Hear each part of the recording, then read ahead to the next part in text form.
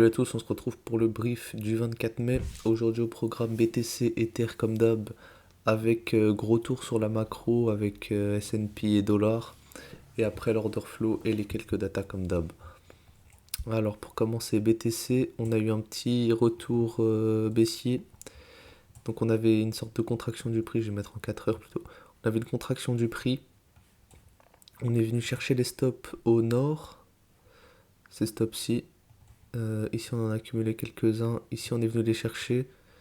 On a réintégré directement, donc là l'objectif selon moi c'est aller chercher au moins ces deux stops ici au nord, au sud, et même pourquoi pas aller chercher un plus bas.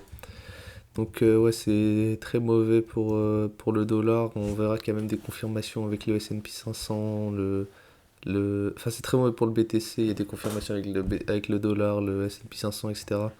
Donc ouais, pour l'instant, je rejette à court terme l'objectif de la zone de rechargement de short ici au niveau des 28-29, 28-5-29, plus ou moins cette zone.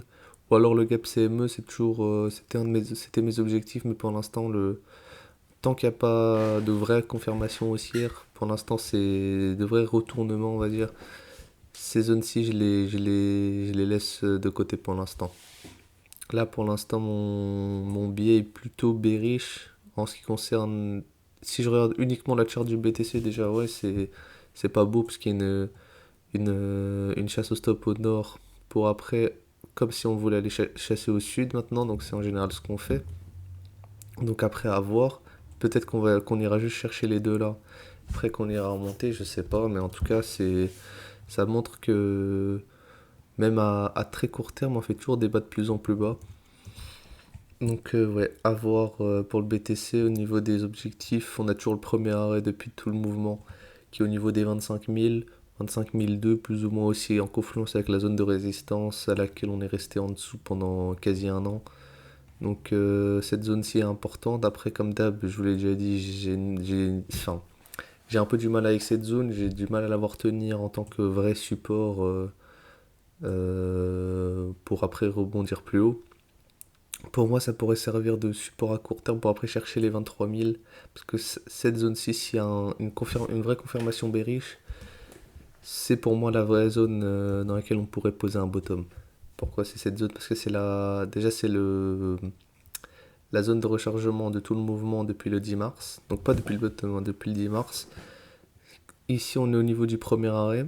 Si on confirme une cassure au premier arrêt, on va où? Dans la zone de rechargement en général. Le premier arrêt est plus ou moins ici. Donc on est vraiment dessus. Si on confirme une cassure, c'est retour en zone de rechargement de longue selon moi. Après, ensuite, il y a le gap ici au niveau des 20 000. Je sais pas si on ira jusque là. Peut-être que c'est un gap de rupture, je sais pas.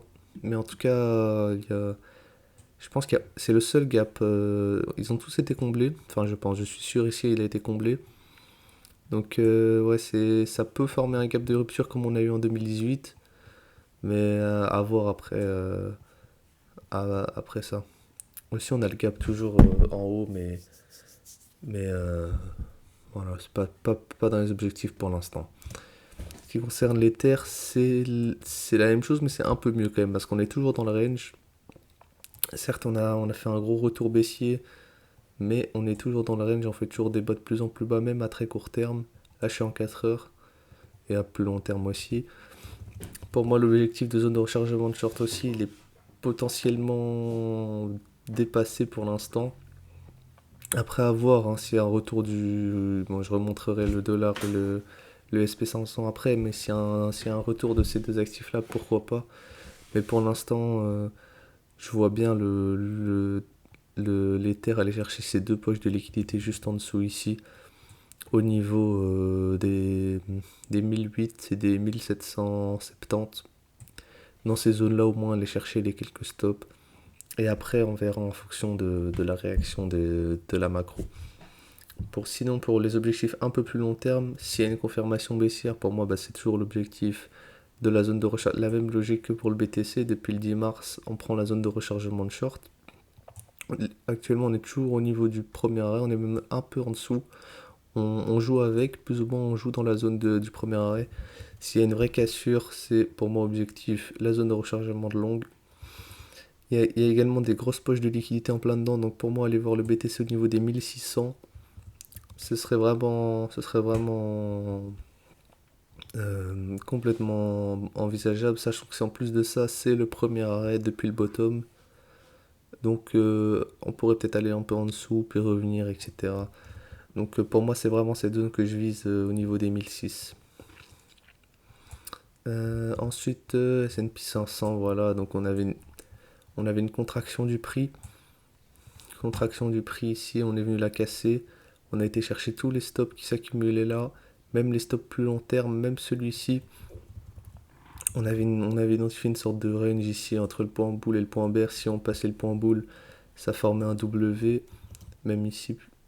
Et si on passait le point bear, ça formait un M et c'était très bearish. On avait fixé les objectifs. Là, j'avais dit que si on cassait le point boule, c'était objectif zone de rechargement de short au niveau des 4004. Mais comme je l'ai dit dans le précédent brief, il fallait une semaine de confirmation. Si je me mets en weekly, on avait la semaine de cassure, la bougie de cassure. Il fallait une semaine verte. Même si elle était très comme celle-ci, on va dire, mais en vert. Enfin, vraiment une vraie bougie d'acceptation. Peu importe sa taille, il fallait qu'elle soit verte. Ou en tout cas qu'elle clôture au-dessus des 4190. Et après, comme ça, on aurait pu potentiellement avoir une accélération. Mais là, on a eu un fort rejet hier.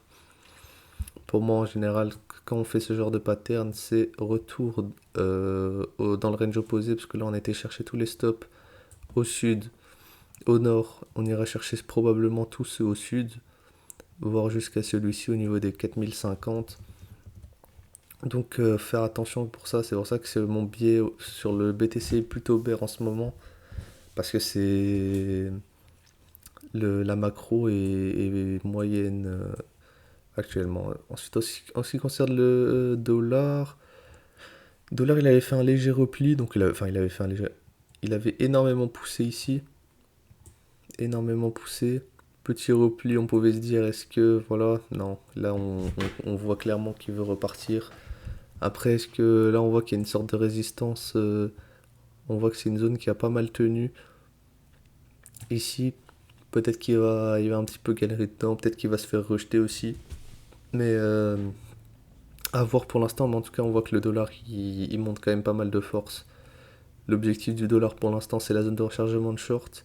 À voir s'il tient, pour moi c'est vraiment une zone que je veux vous retenir au niveau des 104.5 plus ou moins.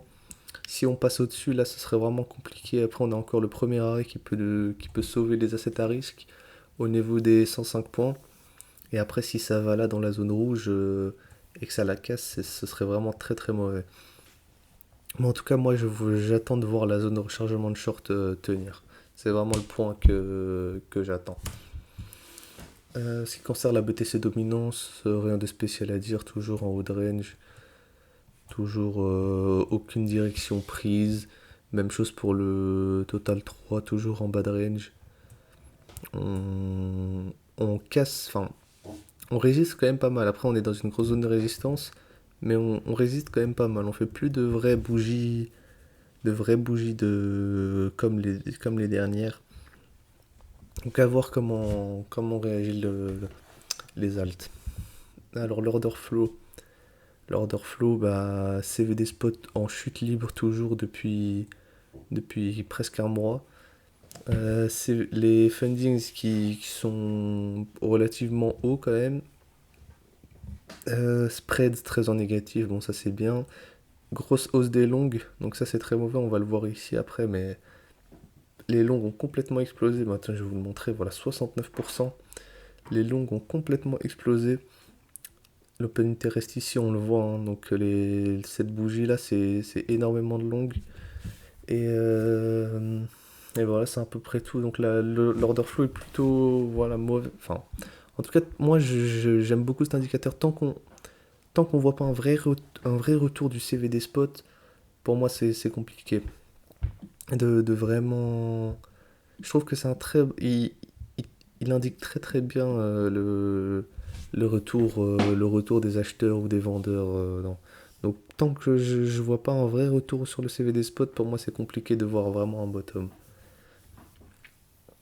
Après, ouais, fundings positifs, spread négatif, mais fundings, on va plutôt les voir ici. On voit qu'ils sont quand même assez hauts. 0,1 Bybit, Bitget et DYDX, ils sont plutôt bons. Même Binance, ça va, mais sinon, ils sont loin d'être très bons. Surtout pour un prix à 26 006. Avoir des fundings quand même assez hauts, je trouve. Donc, encore une fois, un mauvais point. Et, en ce qui concerne le long short ratio, 69%. Toujours très compliqué. On peut voir aussi les liquidations sur les 24 dernières heures, 63 millions, bon rien de spécial. Mais voilà.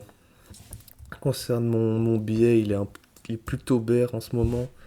Pour moi, toujours mon objectif c'est les 23 000. Après avoir, je peux changer d'avis s'il y a des vrais retournements, mais pour l'instant, les 23 000 sont vraiment, c'est vraiment le point que je vise en ce moment.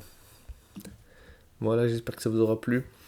On se retrouve demain pour un nouveau brief, comme d'hab tous les jours, un brief entre 10h et 10h30. N'hésitez pas à liker si vous avez apprécié, à vous abonner et à demain. Ciao.